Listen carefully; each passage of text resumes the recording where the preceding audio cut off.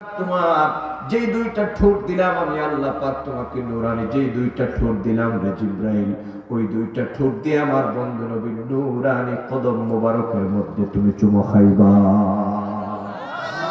আমার সাতগানের জনগণ, শ্রীমঙ্গলের জনগণ, তাহলে ভালো করে বুঝেন আমার বাবাজিরা, ও যুবক রে, ভালো করে শুনে যাও।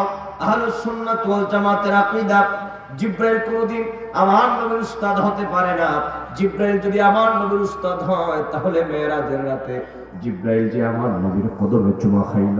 আপনারা বলেন ছাত্র কি উস্তাদের কদমে চুমা খায় না? উস্তাদ ছাত্রের কদমে চুমা খায়, ছাত্র উস্তাদের কদমে চুমা খায়।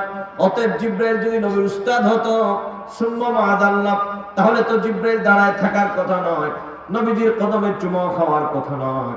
সুতরাং বোঝা গেল জিবরাইল নবীর উস্তাদ হওয়া দূরের কথা, আহলুস সুন্নাত ওয়াল জামাতের আকীদা হলো জিবরাইল হলো আমার দয়াল নবীর খাদেম। আল্লাহু আকবার। জিবরাইল হচ্ছে আমার নবীর কি খাদেম। এজন্য জিবরাইল আমার নবীর হায়াতে জিন্দেগিতে 24,000 বার নবীর দরবারে আগমন করেছে। সুবহানাল্লাহ বলেন। কতবার এসেছে? 24,000 বার এসেছে।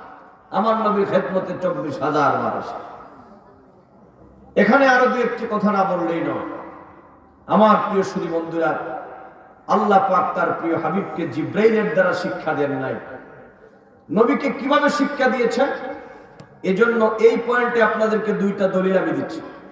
আমি আগেই বলেছি আমরা মেরাজের গতানুগতিক ঘটনা মোটামুটি আপনারা জানেন, কিন্তু মেরাজের শিক্ষাগুলা